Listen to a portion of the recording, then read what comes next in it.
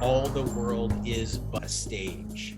And it's never been more true than it is today. It used to be that your job as the CEO was to get up on the big stage.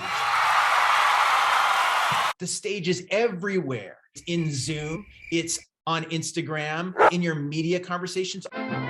The word leader comes from the word led. That is Old English for conduit. It is your job to be a conduit so that the things that you say today are the things that are remembered and acted upon.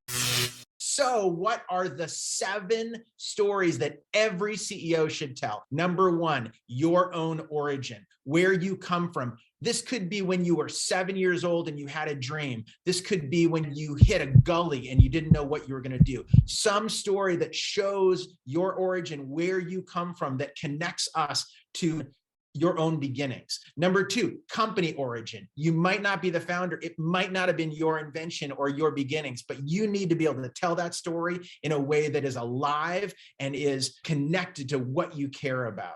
Number 3, impact stories. There's 2 of these now. The first impact story is your organization impact story. It is your product, it's your service. It's telling the story of one customer that's out there in the world that is experiencing what you've created, what your team is creating, and the transformation that's resulted. Number 4, the social impact story, the impact that you're having out in the world or in your organization that is revealing a transformational impact in culture. That is, you are helping in some way to move the dial about how we all see the world and how those around us in our extended communities are healthier and more vibrant.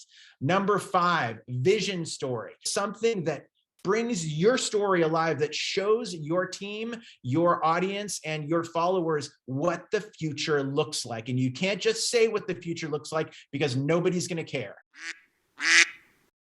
If you want them to actually care, you need to tell a story that people are going to remember, that they're going to see themselves in. Number 6, your company story, not just your origin story, the story that tells where you come from, what you're doing, and where you're going in a way that's relevant to the moment, in a way that's relevant to the audience. Not a message, not just a thing that you say, not a tagline, a story that reveals a transformation that you are bringing every single day.